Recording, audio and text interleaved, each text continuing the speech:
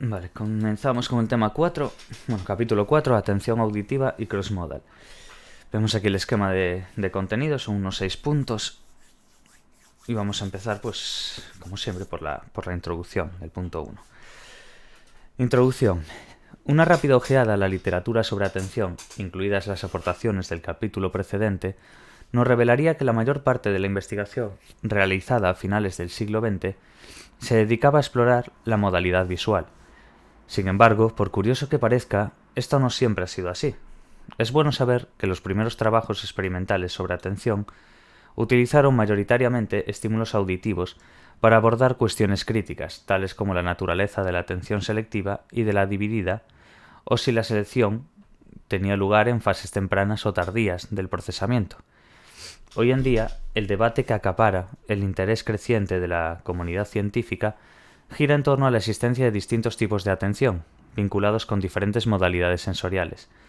Por ello, la pregunta que debemos formularnos en la actualidad se dirige más bien a conocer cómo se integra la información procedente de las diversas modalidades sensoriales, visión, audición y tacto, y si puede existir algo parecido a una especie de controlador atencional central de naturaleza supramodal. La audición difiere de la visión en diversos aspectos. Por ejemplo, la resolución espacial del procesamiento auditivo es muy diferente a la del procesamiento visual, mientras que en la visión una variedad de estímulos dispuestos a lo largo del espacio se proyecta en posiciones diferentes de la retina. En la audición, los estímulos sonoros del ambiente se combinan antes de que se inicie su procesamiento sensorial. Este hecho limita, por lo tanto, el tipo de investigación que se puede realizar utilizando estímulos auditivos. Así, mientras que es posible diseñar experimentos de búsqueda visual utilizando multitud de estímulos diferentes, para un sujeto es imposible procesar más allá de unos pocos estímulos auditivos a la vez. Sin embargo, no es menos cierto, a favor de la audición, que se pueden presentar con relativa facilidad diferentes estímulos en ambos oídos, lo que hace que sea más sencillo investigar, por ejemplo, la capacidad que tienen las personas para combinar la información, o por el contrario, para mantener separadas las diversas fuentes sonoras. ¿No te parece interesante eso? Sí, Que por cada oído te puedan ir poniendo una cosa y decir, ¿estás combinando o estás separando? ¿Qué está pasando ahí? sí. Debe estar guay. Ahora cuando empiezan a decir así un poco experimento y demás, Sí, debe estar guay. yo recuerdo un montón de experimentos en este tema. Mejor, mejor. En este capítulo comenzaremos revisando diversas investigaciones que han aplicado el paradigma de escucha dicótica.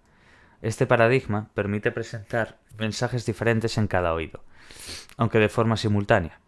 Expondremos los principales descubrimientos obtenidos, tanto en atención selectiva, el sujeto atiende al mensaje de un oído e ignora el del otro, como en atención dividida, ambos mensajes deben ser atendidos, y presentaremos también algunas teorías de la atención que se han propuesto a partir de estos trabajos.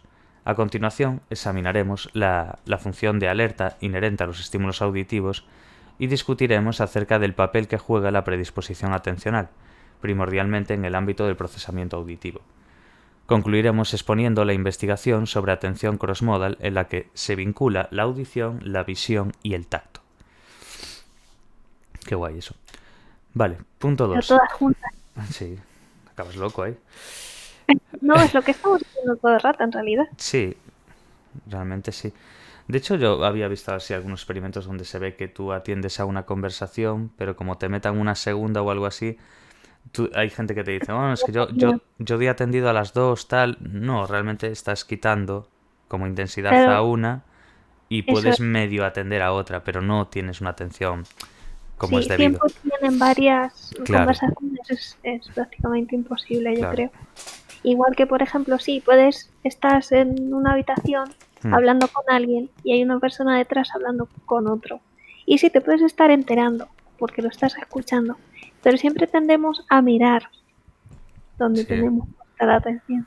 Además, si estás tú escuchando a la otra persona que te está hablando, pero a la vez tú quieres atender a otra conversación porque has escuchado una palabra clave que te ha llamado la atención Un o algo, hombre, por ejemplo, claro, entonces tú dejas de atender de la misma intensidad, por así decir, sí, a esa persona que estaba hablando puedes contigo. volver, pero ha habido un trocito que a lo mejor no ha sido el 100% de atención. Claro. Vale.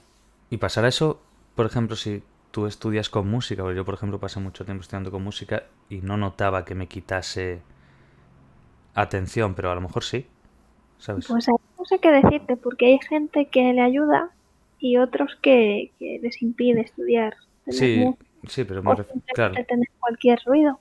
como gente que necesita un silencio absoluto. De hecho, yo Claro, cuando iba a la biblioteca y demás había gente con tapones, tal. sí, sí, sí. Eso es Y porque yo, por cualquier cosa les distrae. exacto, yo no puedo estudiar en la biblioteca, por ejemplo, porque Te me angustia a lo parece mejor. más el ruido de mi cabeza, o sea, Sí, sí, hay como mucho ruido en mi cabeza y muy poco fuera. sí.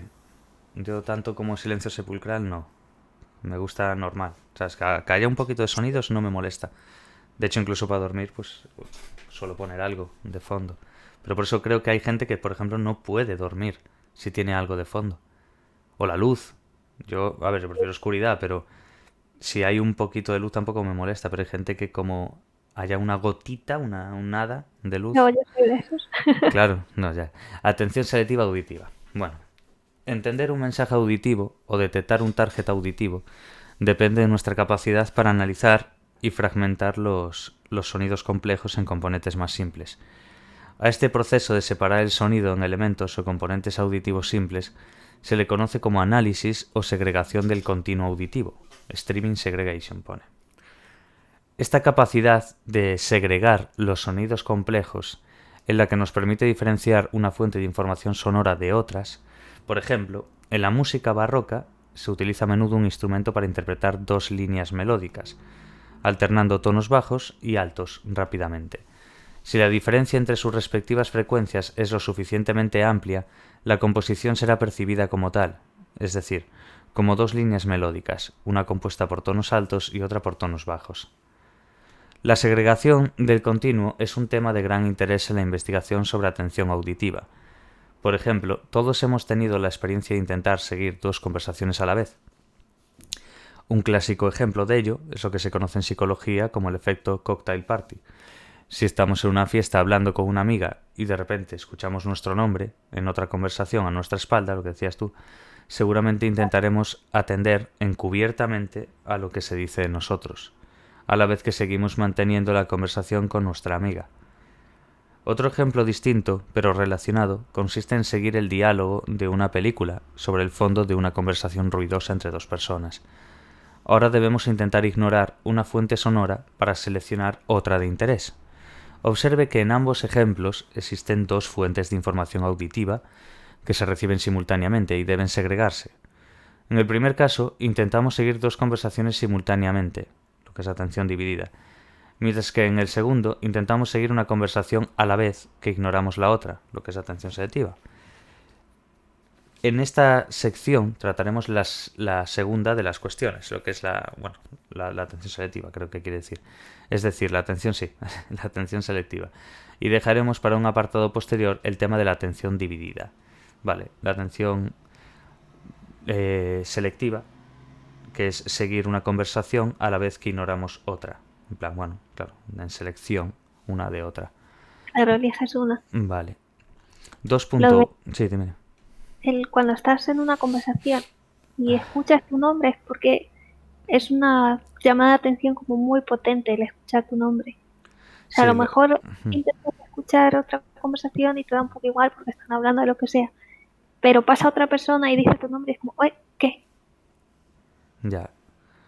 Sí, sí que es verdad. Además, es muy típico de discurso y demás el hecho de que tú sepas que diciendo el nombre de una persona vas a captar mucho más su atención. Y decir, Pero sí, sí que es así. A mí, sin embargo, no sé, es una de las cosas que nunca me ha gustado mucho de una persona. No sé por qué. Siempre he tendido a pensar que es, por ejemplo, una persona que nunca, casi nunca te llama por tu nombre y en un momento coge y dice tu nombre, ¿sabes? Como para recalcar sí, tu, tu atención en ese momento, lo que sea. Si es una persona que siempre utiliza el nombre, no me molesta ni mucho menos. Pero que ves que nunca utiliza tu nombre y un día lo utiliza, hay una parte, ¿sabes? De mí que está diciendo, vale, porque ha utilizado algo que nunca utiliza. A lo mejor llevas hablando con él 7 años y nunca dice tu nombre. Ni incluso cuando te ve. Hola, Sergio. No. Casi nunca se utiliza el nombre. Pero el decirlo ahí en una conversación es una... Yo casi siempre lo interpreto como un signo de manipulación. Porque es el decirte Sergio o tal. Y tú, pero ¿por qué me dices mi nombre? Nunca utilizas mi nombre. Y en este momento exacto, sí, de esta conversación. ¿Sabes? Es Claro, una ahí cosa que pasa, te... Es raro. ¿Sabes? No sí, me... yo creo que ahí pasa porque también aprendemos como tú cuando hablas con alguien y le Hmm. llamas por su mote o un nombre, yo qué sé, modificado de alguna forma, como con cariño. Como lo típico que te dicen, tu madre te llama por todo tu nombre, tu apellido, Sí, para regañarte. sí. Como que también se asocia con eso. Claro, pero claro, a nosotros nos funciona en el caso de que te lo digan tus padres o cualquiera por el hecho de que están diciendo algo que no dicen comúnmente. Si por ejemplo te Claro, llaman Ser, pero tú te llamas Sergio Alfonso y te dicen Sergio Alfonso, al decirte eso, algo está pasando ahí. claro, algo es contrario a lo que previamente se suele utilizar, que es ser, por ejemplo. Pues entonces al escuchar eso, capta tu atención porque es novedoso y a la vez porque Sí, suele asociarse pues con algo que está mal. algo que no es bueno. Claro, pero en una conversación donde es un coloquio, donde hay una discusión o algo, cuando veas que alguien te lo dice así, a mí me da esa sensación. No lo sé si es cierto o no, ¿eh? Esto simplemente es una No lo sé. teoría mía. Pero bueno, mía no, seguramente mucha gente habrá planteado esto.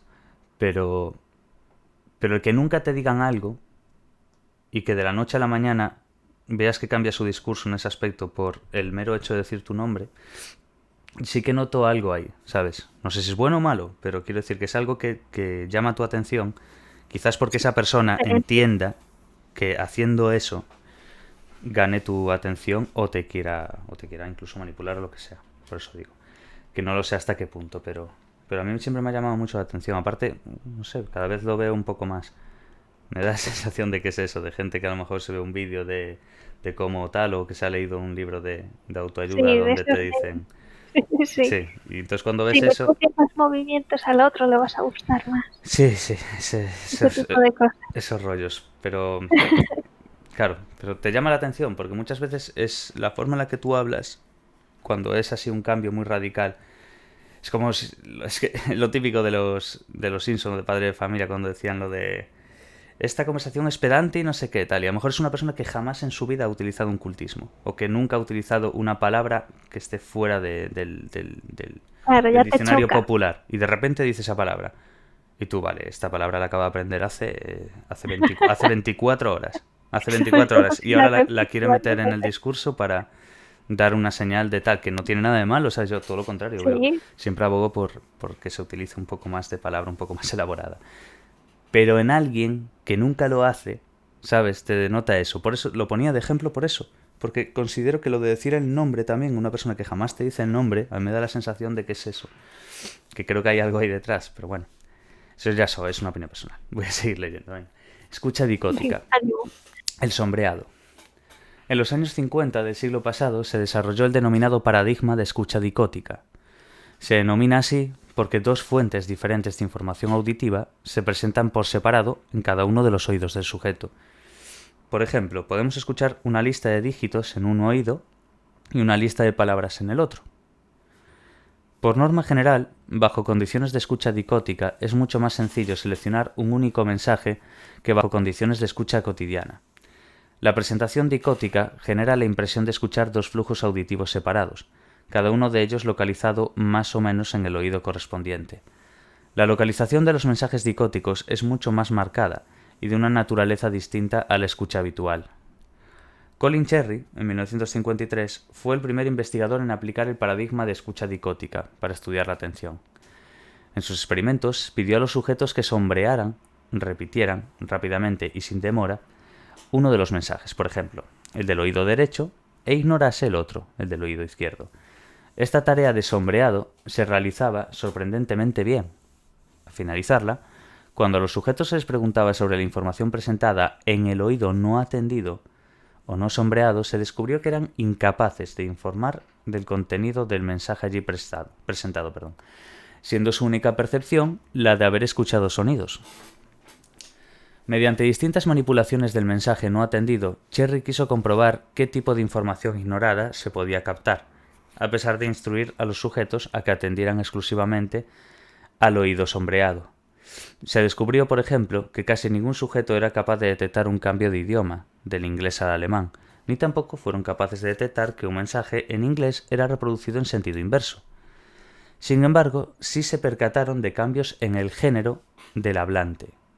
La voz pasaba de hombre a mujer, es decir, había un cambio de tono, así como de la presentación puntual de un tono de 400 Hz.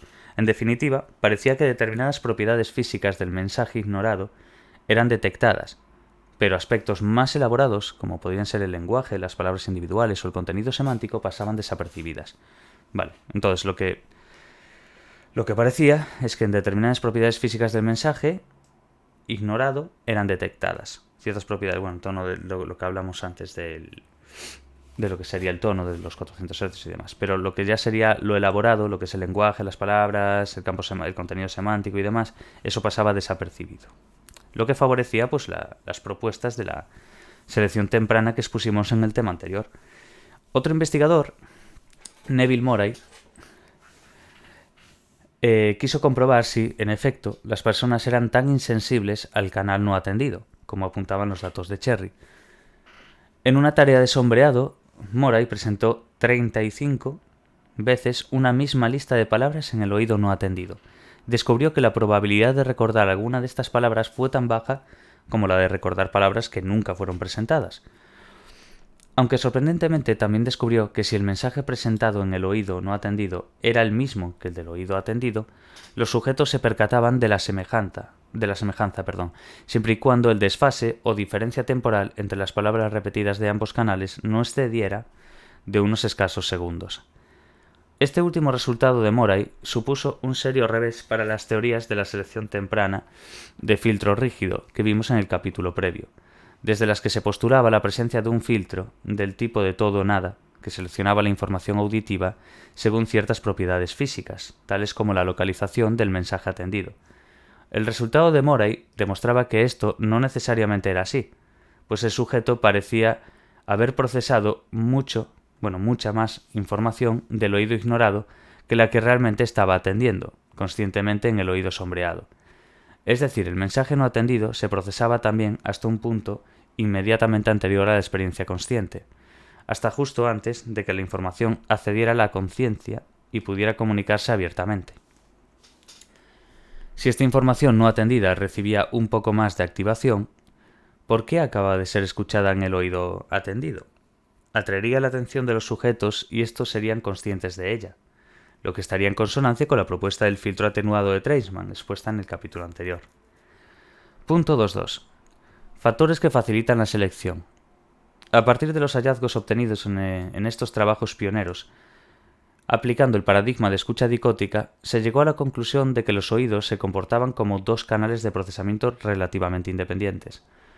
Por este motivo, el interés primario de los investigadores fue comprobar cómo algunas propiedades físicas del mensaje sombreado permitían su selección en detrimento del mensaje alternativo, entre ellas la ubicación espacial, el desfase temporal y el tono. Localización espacial. Empezamos por esa, después es desfase temporal y luego tono, que es lo que es la frecuencia. Vale, localización espacial. Al igual que la vida real, el lugar de procedencia de un mensaje en escucha dicótica, el oído sombreado, es una clave que permite su selección frente al mensaje alternativo. No obstante, se sabe que la resolución espacial auditiva es muy limitada, por lo que el número de mensajes que puede atenderse e ignorarse también es limitado. Esto se ha comprobado creando un tercer canal como resultado de presentar, mediante auriculares, un tercer mensaje de igual intensidad en ambos oídos. En estos casos, el oyente tiene la impresión de que el mensaje proviene del centro de la cabeza, algo que el lector habrá apreciado cuando escucha música con auriculares. Aplicando este procedimiento, se sabe que el sombreado de un canal es posible si se presenta simultáneamente un mensaje a ignorar en un segundo canal, pero si se presentan mensajes en los tres canales a la vez, el sombreado de uno de ellos se deteriora espectacularmente. Es decir, los oídos actúan a modo de canales de procesamiento diferentes, pero el potencial de interferencia entre ellos es elevado si el número de canales activos se incrementa. Por lo tanto, atender a un mensaje auditivo relevante, teniendo en cuenta su localización espacial, tiene sus limitaciones. Desfase temporal. En condiciones de escucha dicótica, la selección del mensaje, que tiene que ser sombreado, a veces es dificultosa o prácticamente imposible. Por ejemplo, suponga que sincronizamos las palabras que se presentan en cada oído, mediante un procedimiento de digitalización, de tal manera que la pronunciación de cada palabra dure exactamente 200 milisegundos. Conseguimos así que las palabras del oído izquierdo coincidan temporalmente con las del oído derecho. Cuando esto sucede, los sujetos cometen numerosos errores de sombreado, y algunas palabras del oído no atendido, que deben ignorarse, se inmiscuyen entre las palabras que se sombrean. Por esta razón, para facilitar la selección del canal relevante en escucha dicótica, es necesario en ocasiones separar ambos mensajes aplicando un pequeño desfase temporal entre ellos. Por lo tanto, bajo condiciones dicóticas, además de la localización física del mensaje, la existencia de una asincronía o desfase temporal entre las palabras de cada uno de los mensajes es también un importante factor que facilita la selección. Y por último, tono, de paréntesis, frecuencia. Sabemos que los sujetos del experimento de Cherry advirtieron el cambio de género del narrador del mensaje no sombreado de hombre a mujer o viceversa, lo que indica que eran conscientes del tono del mismo, aunque no lo atendieran activamente. Esta observación apunta a que el tono actúa como filtro y facilita la selección de una información en detrimento de otra, en línea con la teoría de Broadbent expuesta en el tema previo. Por esta razón, las personas tenemos más facilidad para atender a un mensaje e ignorar el alternativo, cuando las voces de cada uno de ellos son de género diferente que cuando son del mismo género. Qué guay eso también, ¿eh? Sí, la verdad es que sí. En plan, que las personas tenemos más facilidad para atender a un mensaje e ignorar el alternativo cuando las voces de cada uno de ellos son de género diferente que cuando son del mismo género. ¿Qué cosas? Somos así de raros. Sí, pero en plan, llama la atención. Tiene Sí, que ser por algo realmente. y En claro. plan, tenemos facilidad para atender Porque a un mensaje será, e ignorar el alternativo, cuando las voces de cada uno de ellos son de géneros diferentes que cuando son del mismo. ¿Qué quiere decir? Es que creo que no lo he entendido bien esto. A si un mes... una persona te está contando una cosa es una mujer y Sí. el otro que te está contando otra cosa es un hombre, es más fácil ¿Qué? atender a uno e ignorar al otro que si los dos son hombres o los dos son mujeres.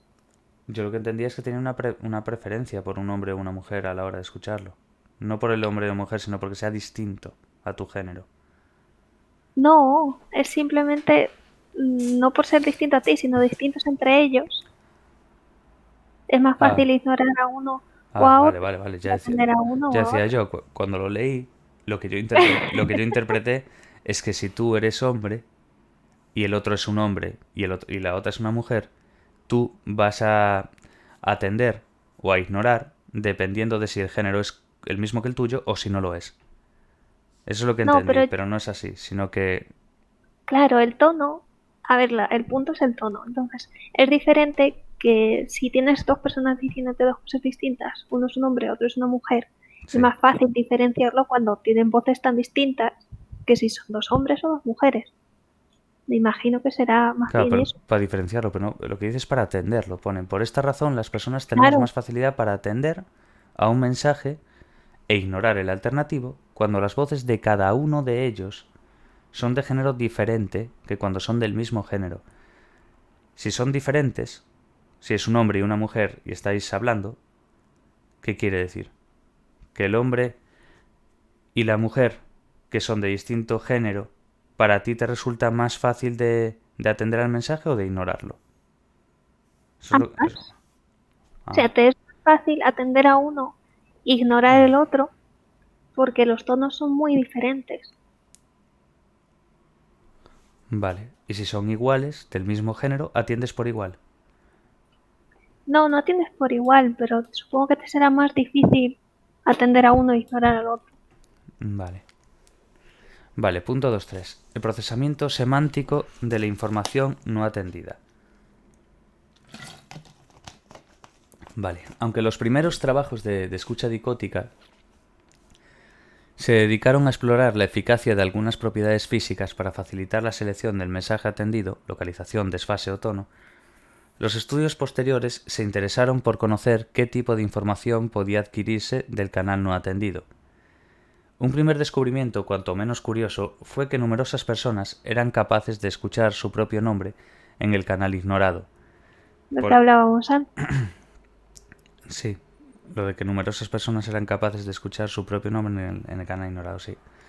Por ejemplo, Murray, en el 59, advirtió que la secuencia puedes parar ahora, presentada en el oído no sombreado, hizo que solo un 8% de los participantes detuvieran la tarea. Sin embargo, cuando esa misma secuencia estuvo precedida por el nombre del sujeto, por ejemplo, Ana, puedes parar ahora, el número de participantes que detuvieron la ejecución alcanzó el 33%. Yo intuyo que es por eso, porque aparte no sueles estar escuchando tu nombre continuamente y a la par es porque tú te identificas con dicho nombre. Entonces, Claro, eso si es el poder que dices tu tiene. nombre, dices, ¿me están hablando a mí? O Sí, están hablando de mí. sí, Pero si estás en este tipo de experimentos y de repente te dicen eso, tú no, te dicen, Ser, puedes parar ahora, pues lo que vas a hacer posiblemente sea parar. claro, por eso pone la diferencia entre puedes parar ahora sin tu nombre, dejando Claro, claro que es un 8% de participantes, y luego cuando introduce el nombre es un 30 y algo por ciento. Claro, pero el hecho de que nosotros, quiero decir, se entiende perfectamente que es pues porque dicen tu nombre. Tiene que haber una parte de que hay detrás de esto. En plan, el que digan tu nombre no es porque solamente digan tu nombre, sino por la interpretación que tú das de eso. Quiero decir, tu claro, cerebro funciona así porque el nombre tiene un valor. Tú le claro, porque atribuyes... eres tú, te están dirigiendo algo hacia ti, entonces, claro, Claro, te llama la atención. sí. Vale. Otro interesante descubrimiento de cómo se procesa el canal no atendido fue advertido por Treisman en 1960. Este investigador presentó dos mensajes diferentes. Ambos eran relatos significativos y estaban grabados por la misma voz. Por ejemplo, vi a la niña saltando en la calle y devuélveme hoy el libro de física. Los mensajes fueron fraccionados, de forma que la primera mitad de cada mensaje fue presentado en un oído y la otra mitad en el otro. Aunque se instruyó a los participantes para que atendieran y sombrearan todo aquello que se presentaba en un único oído. A menudo saltaron al canal no atendido en el punto en el que el mensaje se fraccionaba y pasaba al otro canal. Cuando sucedía esto, los sujetos generalmente regresaban al canal originalmente atendido tras una o dos palabras escuchadas. Por ejemplo, si la secuencia presentada para sombrear en el oído izquierdo era vi a la niña, el libro de física, y la presentada a ignorar en el derecho era devuélveme hoy saltando en la calle. Uno de los participantes sombreó. Vi a la niña saltando el libro de física. Este resultado demuestra que la información del canal no atendido podría ser analizada en un nivel semántico, o al menos que este análisis semántico se practicaría en el momento en que el mensaje atendido dejara de tener sentido. En definitiva, al igual que la pronunciación de nuestro nombre en el canal no atendido puede captar nuestra atención, las palabras que deben ignorarse, pero que se ajustan al contexto de una oración sombreada, también pueden hacerlo. Esta idea de procesamiento semántico del canal irrelevante fue comprobada también en un experimento de Corten y Gut. Estos investigadores condicionaron a las personas a esperar una leve descarga eléctrica al escuchar el nombre de ciertas ciudades.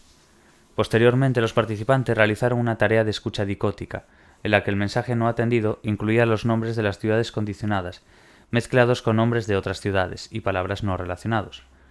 Los participantes afirmaron no ser conscientes de haber escuchado el nombre de ninguna ciudad en el oído no atendido, pero curiosamente mostraron cambios significativos en la conductancia eléctrica de la piel. Vamos, una respuesta psicofisiológica asociada con el estrés. Cuando aparecieron los nombres de las ciudades condicionadas, comparados con el resto de palabras, por lo tanto, aunque los nombres de las ciudades condicionadas no superaron el umbral de la experiencia consciente, parece que sí fueron analizados semánticamente en un plano inconsciente. Aunque los Claro, Sí, dime. estaban ahí preparados para la descarga, los pobrecillos. Claro. Aunque los resultados de Corten y Gut son consistentes con la existencia de un análisis semántico de las palabras del canal no atendido, esto no implica necesariamente que toda la información de dicho canal acceda a la consciencia. De hecho, recuerde que solo el 33% de los sujetos reconoce su propio nombre en una tarea de escucha dicótica. Para que la información categorizada acceda a la consciencia y sea bien comunicada abiertamente por el sujeto, se requiere la participación de la atención, lo que iría en línea con las propuestas de la selección tardía. Vale. No, está bien, está bien. Vale, punto 3. Atención dividida auditiva. Hasta ahora hemos descrito cómo los mecanismos selectivos permiten atender a un único canal informativo, en detrimento de otro. Sin embargo, en muchas tareas, el problema no es tanto atender a una única fuente de estimulación, sino dividir la atención entre diversas fuentes. Si suena el teléfono, cuando estamos intentando escuchar la información meteorológica en la televisión, tal vez seamos capaces de descolgar y atender a nuestro interlocutor, a la vez que prestamos atención al meteorólogo. Sin embargo, para la mayor parte de las personas, esto constituye una hazaña difícil de conseguir. En esta sección vamos a describir algunos paradigmas que se han utilizado para estudiar nuestra capacidad de dividir la atención entre diferentes fuentes de información acústica y expondremos los principales descubrimientos obtenidos. 3.1. Escucha dicótica, la técnica de amplitud de memoria dividida, split span. Hemos explicado cómo, utilizando el paradigma de escucha dicótica, las personas pueden dirigir su atención hacia una única fuente de estimulación en detrimento de otra, siempre que dicha fuente esté bien definida por una propiedad básica como es la localización espacial, el desfase temporal o el tono, lo que dimos antes, localización espacial o el tema temporal y el tono. Algunas modificaciones incorporadas en el paradigma de escucha dicótica permitieron además analizar la habilidad de las personas para dividir su atención entre diferentes fuentes o canales. Una de estas modificaciones fue la denominada técnica de amplitud de memoria dividida, split span. En la técnica, me encanta decir split span, no sé por qué. En la técnica de amplitud dividida o split span, una lista de ítems se fracciona en dos listas más cortas que se presentan, cada una de ellas en un oído. La diferencia con la técnica de sombreado reside en que ahora el sujeto debe atender a ambos oídos a la vez, vamos a utilizar una atención dividida, y una vez finalizada la presentación estimular, recordar lo que ha escuchado en ambos. Bueno, como vemos en la figura esta 4.1. En su oído derecho vemos 498 y en su oído izquierdo 752. Entonces tiene que decir la escucha de ambas, lo que sería 498, 752. Vamos, lo que es el experimento de la técnica de amplitud dividida, el split span este. Vale. Broadbent utilizó este procedimiento y presentó dos listas diferentes, formadas cada una de ellas por 3 dígitos, lo que acabo de decir ahora, vamos, que se emitieron a una tasa de 2 dígitos por segundo, como se observa en la figura 4.1. El descubrimiento más sorprendente fue que los sujetos tendían a recordar los dígitos agrupados por cada canal de presentación, primero un oído y después el otro, 498, 752, pero no agrupados según la secuencia temporal de aparición, que sería 47, 95, 82. Broadbent, en línea con su idea de filtro selectivo, explicó este resultado argumentando que la selección de la información se producía en fases tempranas del procesamiento, recurriendo a propiedades físicas de la información, tal como la localización espacial del mensaje. De esta forma, mientras el mensaje de uno de los oídos era atendido, el otro mensaje se mantenía en espera en una especie de almacén, de tal forma que el filtro atencional cambiaría al oído alternativo, después de que se comunicaran los dígitos del primer oído. Contrarios a las propuestas de selección temprana de Broadbent, algunos trabajos posteriores demostraron que la selección de los ítems podía realizarse también recurriendo a propiedades semánticas y no solo mediante claves físicas como la localización.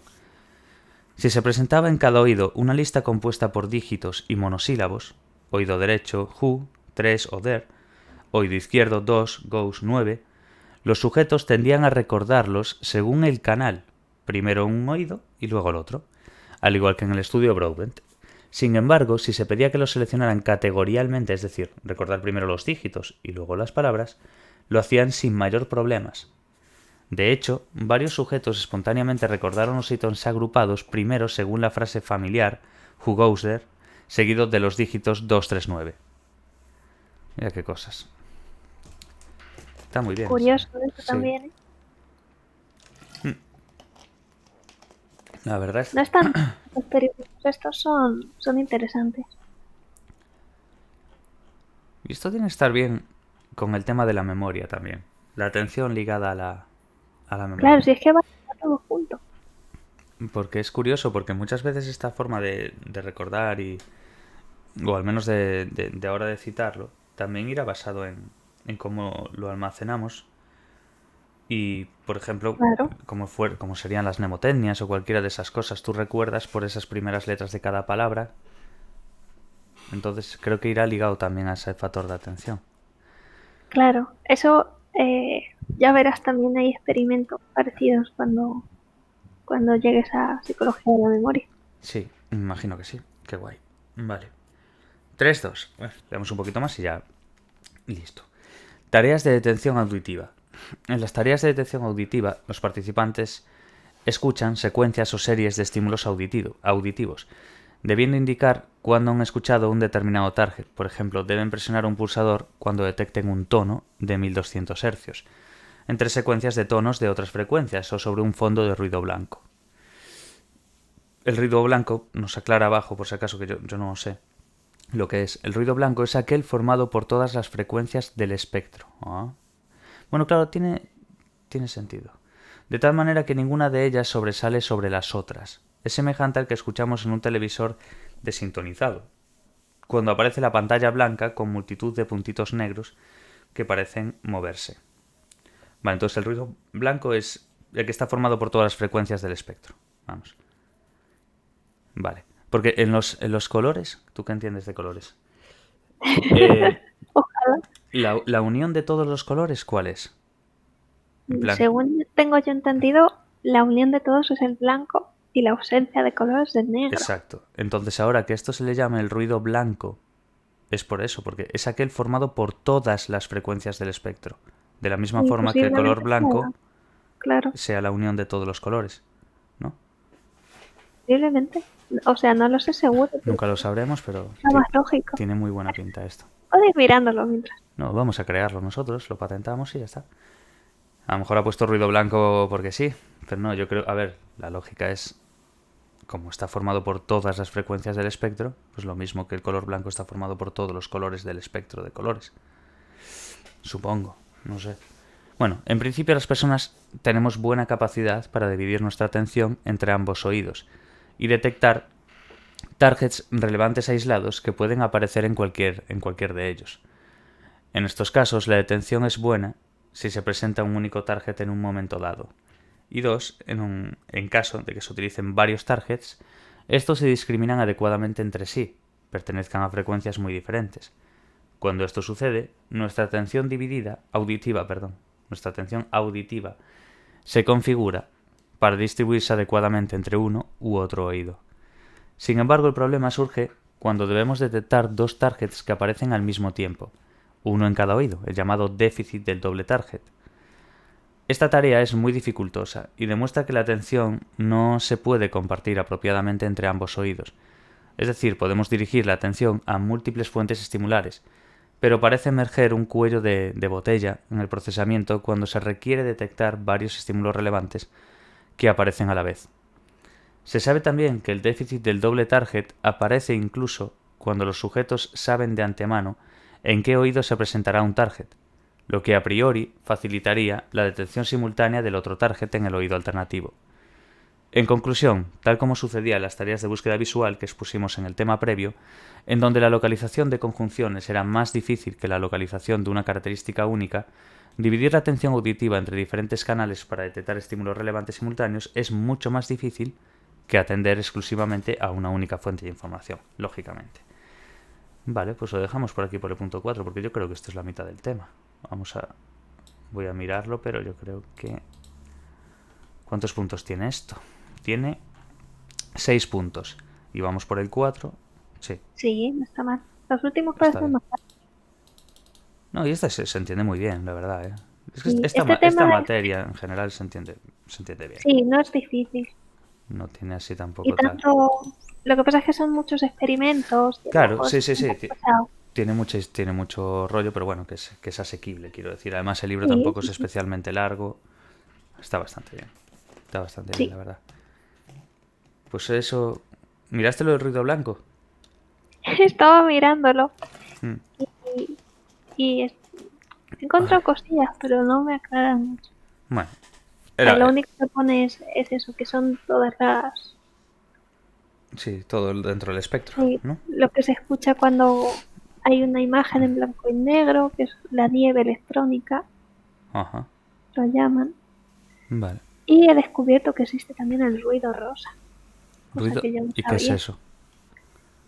Pone, es también un ruido cuya señal está conformada por valores aleatorios, pero esta vez con menos amplitud para las altas frecuencias. Ajá. El resultado es como el de un ruido blanco pasado por un filtro que le hubiese quitado de una manera gradual las altas frecuencias. Claro, no es... No pilla toda la... No pilla Sí, todas las frecuencias del espectro. Anula un poco las de más alta frecuencia.